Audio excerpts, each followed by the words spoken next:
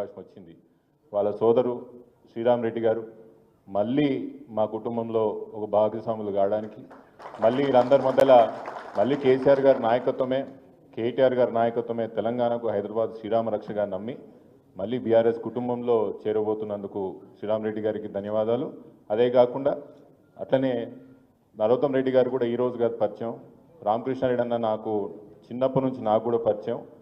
అప్పటి నుంచి నరోత్తం రెడ్డి గారితో మాకు దాదాపు 1981 నుంచి ఆ రోజు నుంచి మాకు సంబంధాలు ఉన్నాయి. పెద్దలు నరోత్తం రెడ్డి గారు కూడా మళ్ళొకసారి బీఆర్ఎస్ పార్టీలో చేరుతున్నందుకు వారికి కూడా ధన్యవాదాలు తెలియజేస్తూ, ఈ కార్యక్రమానికి ముఖ్య అతిథులుగా వచ్చి నిత్యం నా వెన్ను తట్టు నన్ను ప్రోత్సహిస్తూ నన్ను ముందుకు నడుపుతున్నటువంటి మా నాయకులు రామన్న గారికి, అమ్మగారికి, పెద్దలు అమ్మగారికి, పెద్దలు అనంతరెడ్డి గారికి, రాయన్న గారు సర్కిల్ నుంచి ముఖ్యంగా వచ్చిన డివిజన్ అధ్యక్షులే కానివ్వండి, కార్పొరేటర్లే కానీ, మాజీ కార్పొరేటర్లే కానివ్వండి, చేవెళ్ళ నియోజకవర్గం ముఖ్యంగా మైనాబాద్ నుంచి వచ్చిన వివిధ స్థాయిల్లో పనిచేస్తున్న ప్రజాప్రతినిధులు, పార్టీలో పనిచేస్తున్న నాయకులు అందరికీ కూడా నమస్కారాలు. జై తెలంగాణ.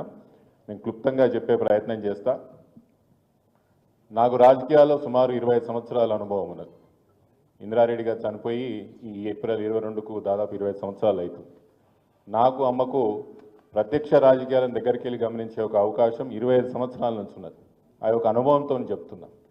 నా యొక్క రాజకీయ జీవితంలో నాకున్న అనుభవంలో ఇంత గొప్ప ఎత్తున ఫెయిల్ అయిన గవర్నమెంట్ నేను ఎప్పుడూ చూడలేదు. ఇంగ్లీష్లో ఒక పదం ఉంటుంది, స్పెక్టాక్యులర్ డిజాస్టర్ అని. తెలుగులో మనం దాన్ని అనువాదిస్తే దీనికన్నా గొప్ప యొక్క విఫలం చెందిన ప్రభుత్వం మనం చరిత్రలో ఎప్పుడు చూసి ఉండము. భారతదేశంలో 28 రాష్ట్రాలు ఉన్నాయి. ఈ 28 రాష్ట్రాలు ఒకవేళ మనం ర్యాంకింగ్ చేయదలుచుకుంటే 1-2 స్థానాలు కాదు, 28వ ర్యాంక్ ఈరోజు తెలంగాణ రాష్ట్రం ఉన్నది పరిపాలనలో. దానికన్నా కింద ఏమైనా రాష్ట్రాలు ఉంటే కిందికే పోతుంది, కానీ పైకి వచ్చేటట్టు ఏమీ కనిపిస్తలేదు. ఎప్పుడన్నా రాజకీయాలు ఉన్న వాళ్ళు ఎవరైనా కూడా అధికారాన్ని లాస్ట్ గంట కూడా ఉంటే దాన్ని ఎంజాయ్ చేసి వద్దామని రాజకీయ నాయకులు అనుకుంటారు. నాయకుల యొక్క మనస్థితి, వాళ్ళ యొక్క స్వభావం, ఆలోచన స్వభావం అట్లుంటుంది. కానీ ఇదేం విచిత్రమో, తెలంగాణ రాష్ట్రంలో ఇంకా 3.5-4 సంవత్సరాలు ఉండంగా కూడా కాంగ్రెస్ పార్టీలో చేరిన వాళ్ళే కానీ, కాంగ్రెస్ పార్టీలో ఉన్న వాళ్ళే కానీ ఈ యొక్క పార్టీతో రాష్ట్రానికి కానీ ప్రజలకి కానీ ఏం మంచి జరగదు.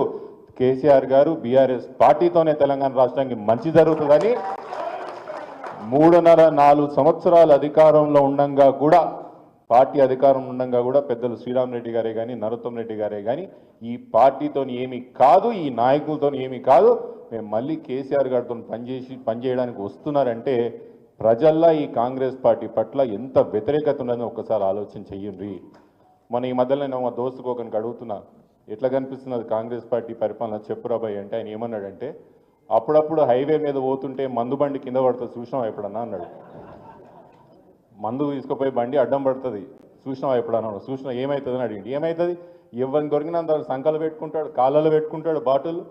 అక్కడ డ్రైవర్ గారు ఎంత దొరికితే అంత ఎత్తుకొని పోతాడు, ఎవ్వడు బండి లేపుతాడు ఉన్నాడు. కాంగ్రెస్ పార్టీ పరిపాలన చూస్తేనే గదే కనిపిస్తుంది అన్నాడు.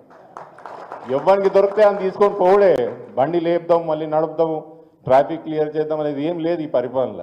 గట్లా కాంగ్రెస్ పార్టీ పరిపాలన అంత గొప్పగా నడుగుతున్నది. కాబట్టి ఈరోజు ఒక విషయం యాద పెట్టుకోండి, ఈరోజు తెలంగాణ రాష్ట్రంలో బీఆర్ఎస్ పార్టీ యొక్క బలం పెరుగుతున్నది, కేసీఆర్ గారి దళం రానున్న రోజుల్లో ఇంకా పెరుగుతుందన్న మాట మీకు అందరికీ కూడా గుర్తు చేస్తున్నా. ఇప్పుడు ఇంకో విషయం మీకు యాద్ చేయాలి. మన దగ్గర వ్యాపారాలు ఎట్లయితుండే మొయినాబాద్ మండలంలో కానీ మన దగ్గర మనకు బాగా తెలుసు.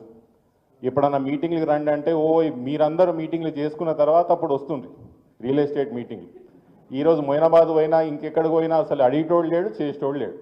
ఎక్కడ బండ్లు అక్కడనే ఉన్నాయి, ఎక్కడ రియల్ ఎస్టేట్ అక్కడనే వండుకున్నారు. దేనికోసం?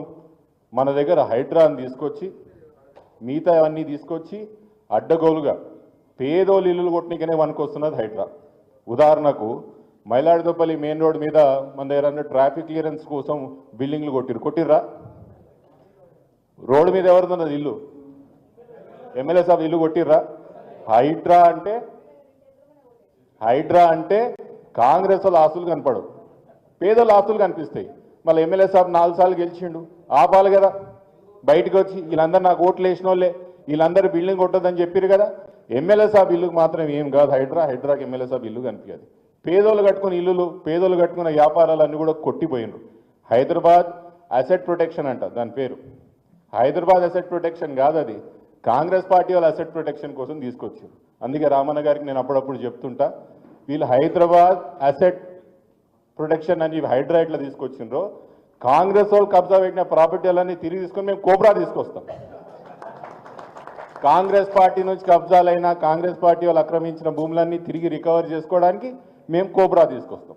వాళ్ళు హైడ్రా తెచ్చిర్రు, మేము కోబ్రా బరాబర్ తీసుకొచ్చి మాత్రం ఈ కాంగ్రెస్ వాళ్ళు ఎన్ని కబ్జాలు చేస్తున్నారో మాకు తెలుసు. గ్రౌండ్ లెవెల్లో పై స్థాయి నుంచి ముఖ్యమంత్రి గారు కుటుంబ సభ్యులు ఎన్ని భూముల అగ్రిమెంట్లు చేసుకుంటున్నారు, ఎన్ని కబ్జాలు చేస్తున్నారు, ఎంత బెదిరిస్తున్నారు అనే విషయం మాకు తెలుసు. ముమ్మాటికి మేము అధికారంలోకి వస్తాం. 3 సంవత్సరాల తర్వాత అధికారంలోకి వచ్చిన తర్వాత కాంగ్రెస్ పార్టీ వాళ్ళు ఎక్కడెక్కడైతే కబ్జాలు పెట్టిర్రో, హైడ్రాన్ వాడుకొని ఎక్కడెక్కడైతే ప్రజలను బెదిరించి ఎవరైతే ఆస్తులు కొలగొట్టిర్రో మేము అన్నీ కూడా అప్పుడు అసెట్ రికవరీ అన్నీ కూడా చేసి అప్పుడు న్యాయం ఏందో మేము చూపిస్తామని మనవి చేసుకుంటూ, రాయంద నియోజకవర్గంలో కానీ చేవల నియోజకవర్గంలో కానీ రామన్న మీకు మాటిస్తున్నా, ఎప్పుడు ఎన్నికలు వచ్చినా కూడా ఈ 2 నియోజకవర్గాలు ముమ్మాటికి బీఆర్ఎస్ జెండా ఎగురుతుంది, కేసీఆర్ గారి నాయకత్వం నిలబడుతుంది, కేసీఆర్ గారి నాయకత్వం నిలబడుతుంది అని చెప్పి మీ అందరి సాక్షిగా రామన్న కూడా మాటిస్తూ సెలవు తీసుకుంటున్నాను. నమస్కారం. పెద్దలు అమ్మగారు